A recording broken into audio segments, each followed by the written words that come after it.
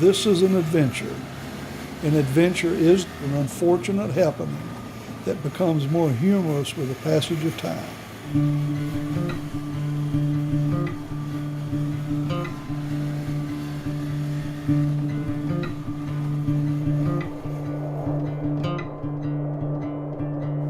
When you don't see telephone poles for 100 miles, you know you're pretty well out in the bush. And there's just nothing. You realize just how insignificant you are, how vast the wilderness is. The description of my brother is an exceedingly good-looking lad. Well, obviously he's good looking. We did everything when we were kids. We did everything sort of in unison. First time I think we ever rode together was probably in 1971. We have very much the same personality, very much the same interests. Yeah, a lot of our friends think we're crazy. A lot of people aren't adventuresome and they don't want to do anything. And we like to get out and go and do things. It's a challenge. I went to the doctor the day I explained that I was going to be on a trip, and they asked me where, and I told them. The response of the receptionist was, "You're crazy." Well, we probably are. But I said, yes, but I is happy.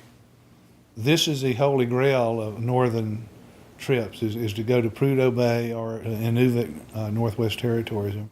We're now going to Inuvik up the Dempster Highway, which is a fairly new road. Very few people do that because it's such a challenge. There's 275 miles between gas stations.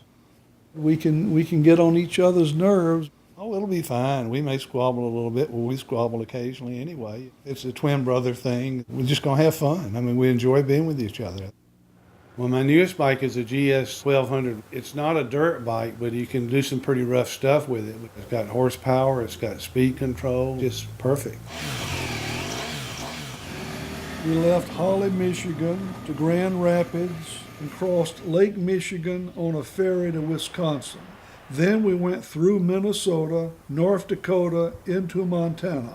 From there into Canada, Alberta, British Columbia, all the way up to the Yukon Territory.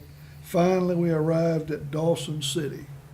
Dawson City is about 20 miles from the beginning of the Dempster Highway. The Dempster Highway could be described as a road from HE-double. It's a 460-mile dirt road. It's the only road in Canada that goes to the Arctic. We found many areas that were very slippery and for 20 miles at a time, very difficult to control the motorcycles. If you see the road change in color or texture, you better slow down and find out what's going on. Because of the tundra, you could see the thunderstorms and the rain, and you would pray as you come over the ridge that the road would turn the other way. When it started raining, it was just sheer terror. I mean, you're riding along and the bike's moving under you, and it's just scary because you don't have control of the bike. There were 2 ferries that we had to take going and coming. And you have to keep up your speed, and then when you get onto the deck of the boat, it's steel and very wet, so you have to be careful not to drop the bike and embarrass yourself. We entertained everybody as we got off. One motorcycle veered to the left, and he almost dropped it 3 or 4 times, and the rest of the people went on with various degrees of problems. I was the last off the ferry. I throttled up and lost my traction on the deck. I almost dropped it, but straightened it out, put it in second gear, and as I blew past my brother, I shouted to him, "Head up, throttle on." He was just shouting that out as a glory as he passed everybody. Your brain is saying, brake, brake, brake, but you can't brake. You just got to keep charging through it. Otherwise, you brake, you're going to go down.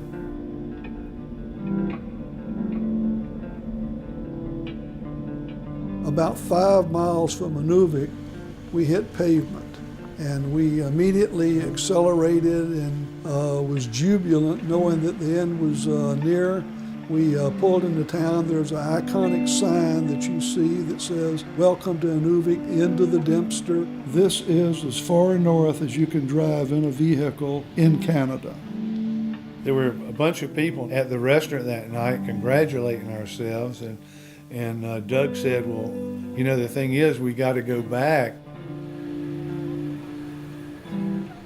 Right before we got to the Arctic Circle was the scariest because it got really slippery and really wet, and it was down this mountain pass, and that was all downhill. It was off camber. It was squirrely.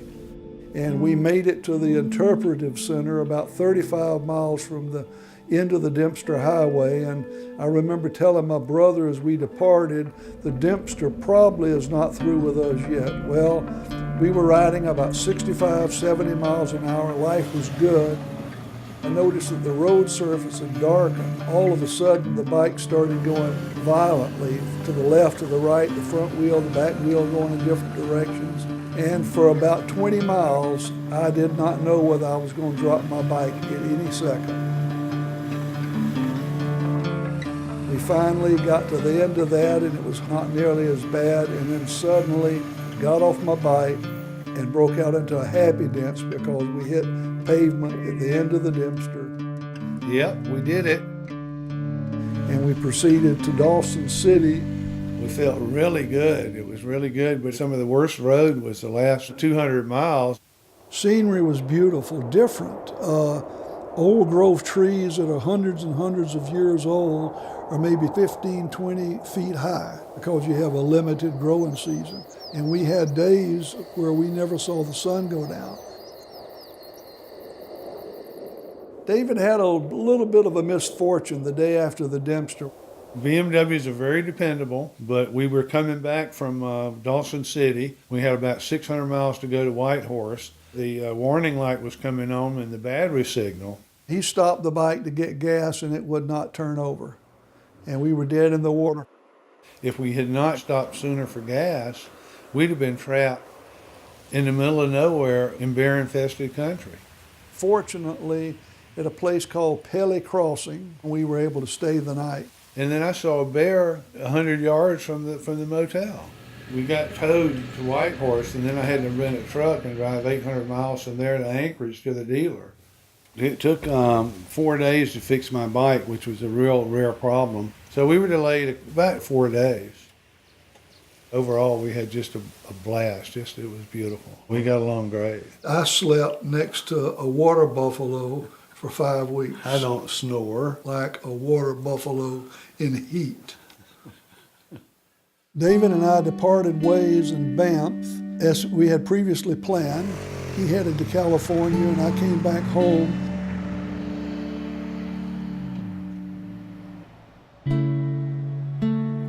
I wanted to get back to time for the birth of my grandson. Silas was born about a week early. I got back the day after Silas was born and put Silas Lee on my knee.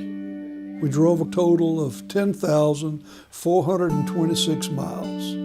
Riding a motorcycle is fun. I mean, that's why you do it. Not really smart, pain in the neck, all the gear you got to take. You scare yourself to death. You're vulnerable to animals hitting you. You see everything. You can smell the different humidity as you come down by a lake. You can smell the good things and the bad things. It's not like you're surrounded by a steel cage looking out a front window with bug splatters all over it. The whole experience is fun. Every second of it's fun. My dad had multiple sclerosis and was not able to get out and take us on adventures, and he regretted that, and we missed that growing up. He was a wonderful father and a provider. God gave me good health, and I resolved that I would spend time with my children and take them on adventures and teach them some of the things that I was passionate about.